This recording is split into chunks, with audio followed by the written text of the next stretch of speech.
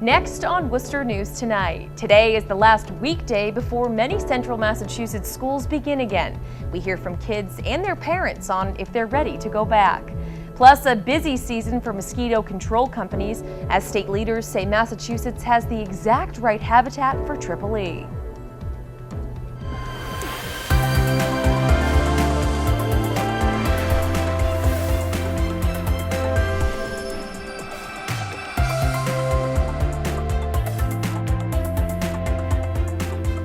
Good evening and thank you for joining us. I'm Anna Botari.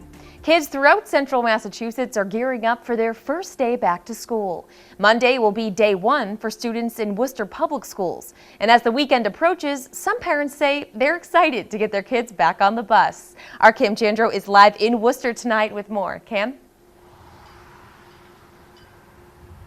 Anna, it's either 3 words you love or 3 words you hate. Back to school. We're here at Burncoat High School in the city of Worcester, and the sign behind us reads, "Welcome back, Patriots, for a great year." Now, obviously, this time on a Friday night, Burncoat is pretty quiet, but come Monday morning, it's going to be completely different. Hundreds of kids are going to go in and out of the school, just like every other school in the city of Worcester. Felix Owusu-Ansah watches his kids play in Worcester's East Park on what's the last weekday of summer vacation. But the father of 2 isn't sad the summer is coming to an end. Oh, it'd be a long vacation for my kids, and then long summertime. So, I'm happy school is open. The city will welcome students in 44 different public schools Monday morning. East Park and Worcester Common were popular destinations Friday for families soaking in their last weekend before class starts. Yes, I need some free time. I was kayaking when school was going on. I need to go back kayaking. I need a little free time. It's been a really busy summer. Yeah, we've had a fun summer, but yeah, it's time. We're going to miss them, but it's going to be great. It went by really quick this year, so, but they have to go back to schools, and, we pretty much did a couple things that we wanted to do this summer. The district expects to have more than 25,000 students enrolled for the 2019-2020 school year. And some preparing to head back were mixed on how they felt. Are you excited to go back to school? Kind of, yeah. I'm nervous and a little bit excited. Yes. Why are you looking forward to going back to school? I can meet some new people. It's boring, and I want it to be summer forever. Now, if you live in a different district, you might get a couple extra days of summer vacation. Millbury goes back on Thursday. Shrewsbury goes back on Tuesday. But if you go to Worcester Public Schools, you're waking up early Monday morning and getting ready for that first day of school. In Worcester Tonight, I'm Kim Jandro, Worcester News Tonight. Thousands of Worcester public school teachers kick off the school year with a celebration at the DCU Center. Close to 5,000 public school employees are preparing for the start of school on Monday. The day includes motivational speakers, awards, and a spirit competition. Superintendent Maureen Benenda says the goal is to get employees excited about the school year. Make that commitment that together, no matter what it is, we're going to work together and work hard, and remember that we're one of 5,000 people, a lot of people working together to achieve what we need for all our students. Today's keynote speaker was Jamie Cassip. School starts for students on Monday. Worcester held its second annual Field Day Friday with free fun activities for the public. This year's event featured attractions like bungee trampoline, a Ninja Warrior obstacle course, and for the first time, a zip line. The city says it's to accommodate families looking to do a staycation this summer. They looked at bringing in different popular attractions geared towards young children and early teens.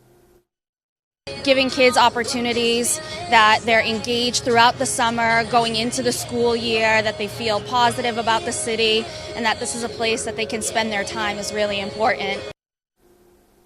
Communications specialist Amy Peterson says it's also important to ensure the event is free and accessible for all families.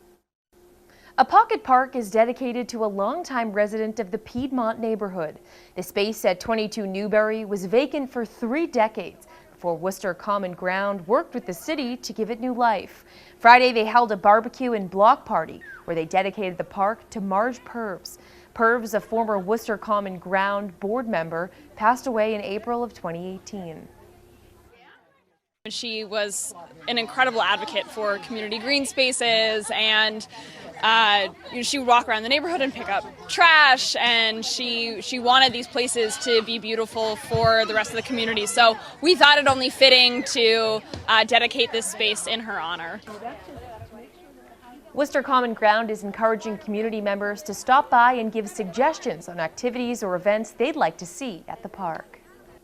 Another human case of Triple E is announced in Massachusetts. This is now the third human case of the disease to be announced in the state this season. Health officials say the patient is a man over 60 years old from Franklin County.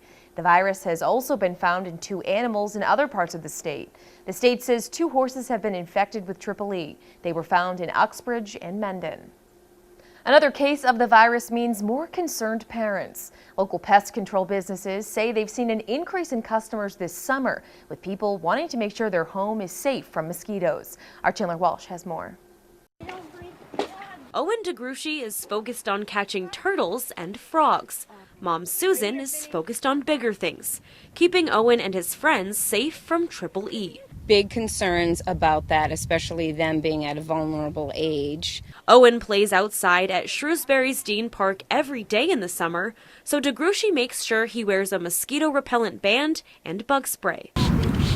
Trying to keep him inside is not easy. This is his world out here. DeGruchy isn't the only concerned parent.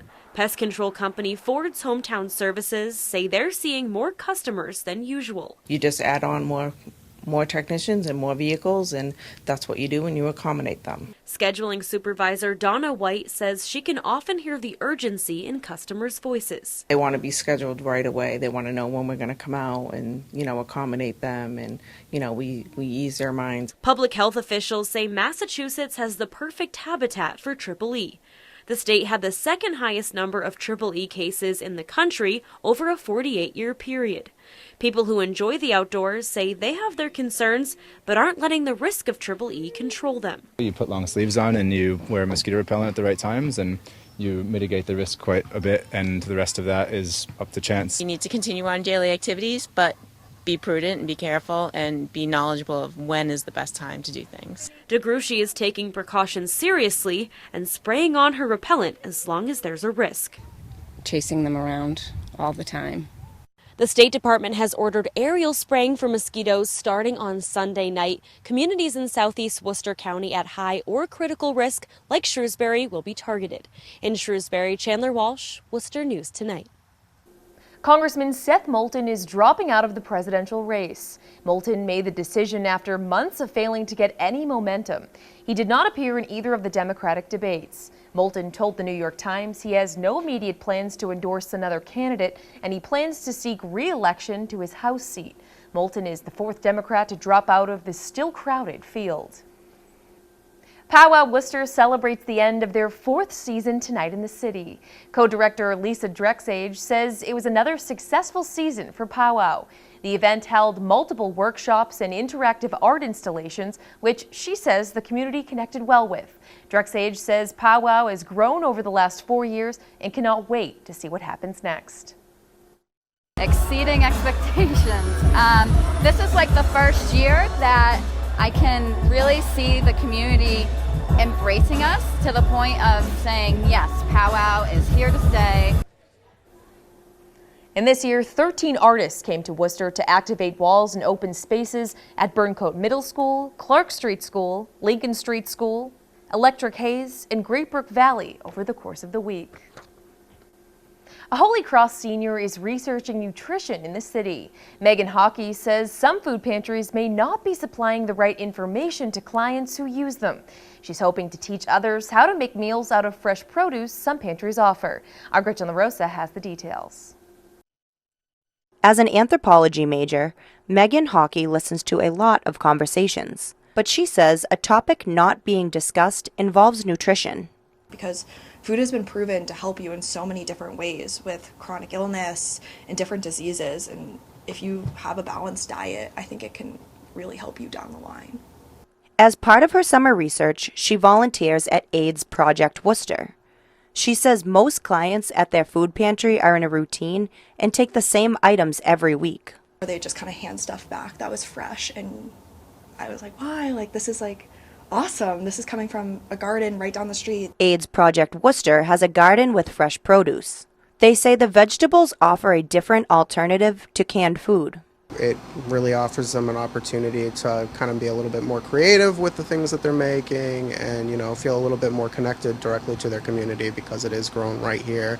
Professor Dana Harvey says the topic of nutrition has changed over the last few years. He says it's less about quantity of food and more about nutritional value. We're slowly beginning to have that conversation where it's more about culturally appropriate food, and it's more about nutrition, and it's more about just feeding people in your community. Hockey says she hopes her research will break nutrition stereotypes.